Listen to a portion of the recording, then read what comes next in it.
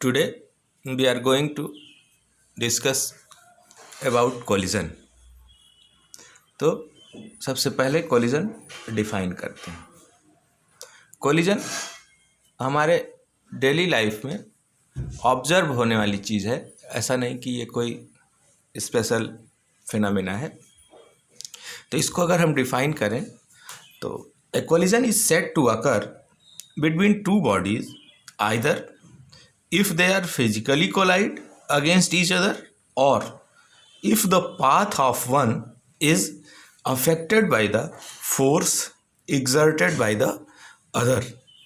मतलब जो कोलिजन है उसको हम कहेंगे कि या तो वो फिजिकली एक दूसरे के साथ कांटेक्ट में आके कोलाइड करें या path of one is affected by the force acting on the first body. किसी दूसरे के कारण किसी पहले बॉडी पर जो फोर्स काम करे उसके कारण जो उसके पाथ में डेविएशन हो, चेंजेस आए, उसका पाथ अफेक्टेड हो, उसे भी कोलिजन कहते हैं। तो फिजिकली कोलाइड करती हैं तो ये तो इजीली ऑब्जर्व कर लेते हैं हम, लेकिन जब उनका पाथ अफेक्ट होता है मतलब केवल फोर्स एक्सर्ट करती हैं एक दूसरे पर, और इस तरह के कोलिजन को अगर ऑब्जर्व करें तो हम लोगों ने एक फेमस एक्सपेरिमेंट बहुत पहले से पढ़ रखा है, Rutherford alpha particle scattering experiment. उसमें अगर आपने लर्न करते समय, उसको पढ़ते समय ध्यान दिया होगा तो ये था कि जो अल्फा पार्टिकल इंसिडेंट हो रहे थे गोल्ड फॉइल पर, they scattered at different angles.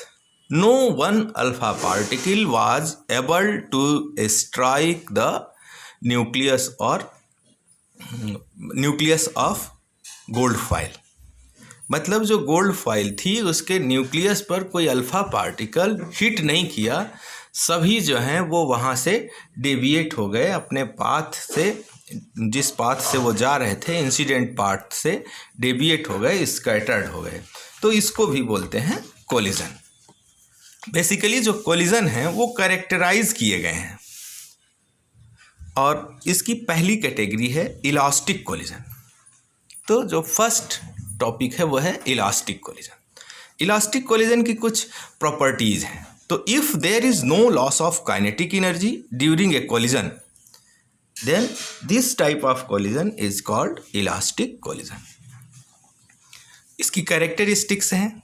तो जो कैरेक्टरिस्टिक्स हैं वो उसमें पहला पॉइंट है द मोमेंटम इज कंजर्व। जो लीनियर मोमेंटम होता है वो कंजर्व होता है। Second, total energy is conserve. Total energy मतलब काइनेटिक और पोटेंशियल, या जितने भी तरह की एनर्जी है वो चाहे साउंड एनर्जी हो और पोटेंशियल एनर्जी हो, काइनेटिक एनर्जी हो, तो ये टोटल एनर्जी जो है वो कंजर्व होती है। थर्ड है काइनेटिक एनर्जी इज कंजर्व। जो काइनेटिक एनर्जी है वो भी कंजर्व होती है।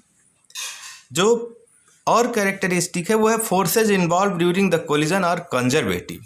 जो फोर्स होते हैं जो कोलिजन के दौरान काम करते हैं वो कंजर्वेटिव नेचर के होते हैं। कंजर्वेटिव फोर्सेज आर दोज, इसको आपने डिफाइन किया हुआ है, conservative forces are those which are position dependent, जैसे ग्रेविटेशनल फोर्स, तो ये कंजर्वेटिव नेचर का है। ऐसे ही नेक्स्ट कैरेक्टरिस्टिक है mechanical energy is not converted into heat, light, sound etcetera. जो मैकेनिकल एनर्जी है उसका कन्वर्जन नहीं होता किसी भी फॉर्म में, एनर्जी में किसी दूसरे फॉर्म में कन्वर्जन नहीं होता, हीट, लाइट, साउंड एक्सेट्रा, तो किसी और पार्ट में कन्वर्जन नहीं होता। एग्जाम्पल्स हैं इसके collision between subatomic particles, collision between glass balls etcetera. दूसरा है inelastic collision. Inelastic collision, तो अब इसमें थोड़ा सा चेंज आएगा, जैसा इलास्टिक है उसी में, लेकिन इसमें जो है वो काइनेटिक एनर्जी कंजर्व नहीं होती। तो इन इलास्टिक कोलिजन को डिफाइन करेंगे, if there is a loss of kinetic energy during a collision it is called inelastic collision. तो ये इलास्टिक कोलिजन होता है अगर काइनेटिक एनर्जी में लॉस हो रहा है तो।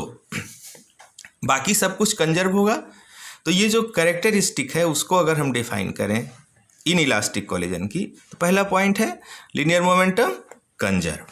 लीनियर मोमेंटम इलास्टिक में भी कंजर्व था, इनइलास्टिक में भी कंजर्व है। दूसरा, टोटल एनर्जी ये कंजर्व होगी, टोटल एनर्जी में कोई चेंज नहीं होगा। Third, the kinetic energy is not conserve. Elastic में काइनेटिक एनर्जी भी कंजर्व थी, लेकिन इन इलास्टिक में काइनेटिक एनर्जी कंजर्व नहीं होगी। अगला पॉइंट होगा नेक्स्ट कैरेक्टरिस्टिक का, सम और all of the forces involved और नॉन कंजर्वेटिव।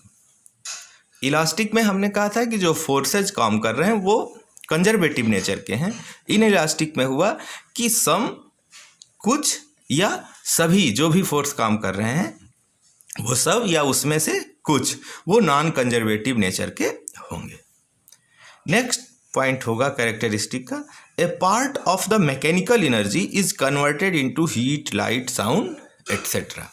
जो मैकेनिकल एनर्जी है उसका एक पोर्शन हीट, लाइट, साउंड में, इसमें या किसी और फॉर्म में कन्वर्ट होगा। Examples, collision between two vehicles, collision between A ball and floor. तो ये दोनों एग्जाम्पल आप देखते हैं, जब दो व्हीकल्स कोलाइड करते हैं तो वहाँ साउंड एनर्जी होती है, वहाँ फ्रिक्शन के कारण हीट एनर्जी भी डेवलप होती है। वहाँ अगर बहुत तेज़ कोलिजन होता है तो वो स्ट्राइक के कारण उसमें स्पार्किंग होती है और वो विजिबल रेडिएशन मतलब लाइट एनर्जी भी प्रोड्यूस होती है। तो ये एग्जाम्पल्स हैं। तीसरा जो कोलिजन है वो है perfectly inelastic collision. If two bodies stick together after the collision and moves as a single body with a common velocity, then the collision is said to be perfectly inelastic collision. इसके लिए जब collision के बाद जो दो bodies collide कर रही हैं वो एक दूसरे के साथ स्टिक हो जाएं, चिपक जाएं और फिर एक कॉमन वेलोसिटी से मूव करें, तो इसको बोलते हैं परफेक्टली इनइलास्टिक कोलिजन। इस तरह का जो कोलिजन होता है उसमें momentum is conserved but the loss of kinetic energy is maximum. इसमें जो मोमेंटम होता है वो मोमेंटम मतलब लीनियर मोमेंटम वो कंजर्व होता है, लेकिन जो लॉस ऑफ काइनेटिक एनर्जी होती है वो मैक्सिमम होती है। एग्जाम्पल्स इसका बहुत अच्छा है, mud thrown on a wall and sticking to it. Mud मतलब कीचड़ उठाओ और दीवार पर फेंको तो वो उसके साथ स्टिक हो जाता है, चिपक जाता है। A man jumping into a moving trolley, आदमी दौड़कर जंप करके और कोई चल रही है ट्रॉली उस पर पहुंच जाए, उस पर चला जाए, तो ये उसी के साथ फिर अब वो जो आदमी दौड़ रहा था और जंप करके ट्रॉली पर आ गया तो वो ट्रॉली की ही वेलोसिटी से अब मूव करेगा, तो वो कॉमन वेलोसिटी हो गई मैन और ट्रॉली की। A bullet fired into a wooden block and remaining embedded in it. कोई बुलेट फायर करिए किसी वुडन ब्लॉक पर, लकड़ी के गुटके पर, और बुलेट उसके अंदर घुस जाए और उसी में बनी रहे, तो भी बुलेट ने अपनी वेलोसिटी खो दिया और अब वुडन ब्लॉक की वेलोसिटी से वो मूव करेगा। तो बेसिकली ये कोलिजन्स हैं, elastic collision, inelastic collision and perfectly inelastic collision. यही तीन कैटेगरी बेसिकली कोलिजन की कैटेगराइज की गई है, लेकिन इसमें कुछ और सब पार्ट्स बना दिए गए हैं, जैसे जिसको बोलते हैं सुपर इलास्टिक और एक्सप्लोसिव कोलिजन। तो जो सुपर इलास्टिक कोलिजन है ये हम डेली लाइफ में ऑब्जर्व करते हैं। In such a collision there is an increase in kinetic energy. इनमें जो काइनेटिक एनर्जी है उसमें लॉस नहीं बल्कि इंक्रीमेंट होता है। This occurs if there is a release of potential energy on an impact. किसी टक्कर के कारण जो पोटेंशियल एनर्जी है वो रिलीज होती है और जिसके कारण वो पोटेंशियल एनर्जी काइनेटिक एनर्जी में कन्वर्ट होती है, तो उसके काइनेटिक एनर्जी में इंक्रीमेंट होता है। जैसे बहुत से हम लोग क्रैकर्स पटाखे फोड़ते हैं, तो कुछ क्रैकर्स होते हैं जिनको हम फोर्सफुली अगर ज़ोर से अर्थ सरफेस पर पटक देते हैं तो वो फूट जाते हैं, एक्सप्लोड्स करते हैं। और यहाँ ये उसका एग्जाम्पल बनेगा सुपर इलास्टिक और एक्सप्लोसिव कोलिजन। एक और सब कैटेगरी है हेड ऑन और वन डायमेंशनल कोलिजन। तो हेड ऑन कोलिजन आमने सामने, if it is the collision in which the colliding bodies move along the same straight line path before and after the collision। इस तरह का जो collision होता है उसमें कोलाइडिंग बॉडीज जिस पाथ पर कोलिजन के पहले मूव कर रही होती हैं उसी स्ट्रेट लाइन पाथ पर ये आगे भी मूव करती हैं। तो इसीलिए चूंकि स्ट्रेट लाइन पाथ है इसलिए वन डायमेंशन, केवल एक ही डायमेंशन चेंज हो रही है XYZ में से, और इसलिए इसे वन डायमेंशन या हेड ऑन कोलिजन बोलते हैं। Collision between two railway compartments, दो रेलवे कंपार्टमेंट के बीच का कोलिजन होता है तो ये सेम स्ट्रेट लाइन पाथ पर होती हैं।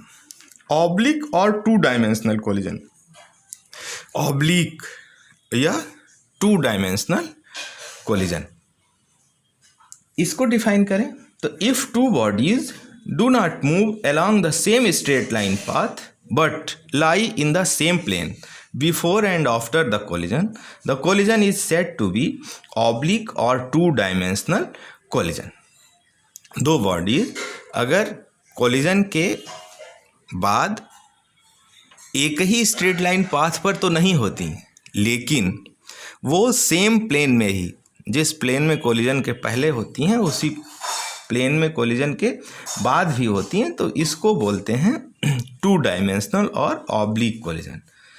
एग्जाम्पल इसका, आप लोग खेलते हो collision between two carrom coins, जो कैरम कॉइन्स होते हैं उनके बीच का जो कोलिजन होता है उसको भी हम इस कैटेगरी में रख सकते हैं, टू डायमेंशनल कोलिजन या ऑब्लिक कोलिजन। तो ये कुछ बेसिक डेफिनेशंस हैं जो कोलिजन से रिलेटेड हैं, इसे आप लर्न करेंगे।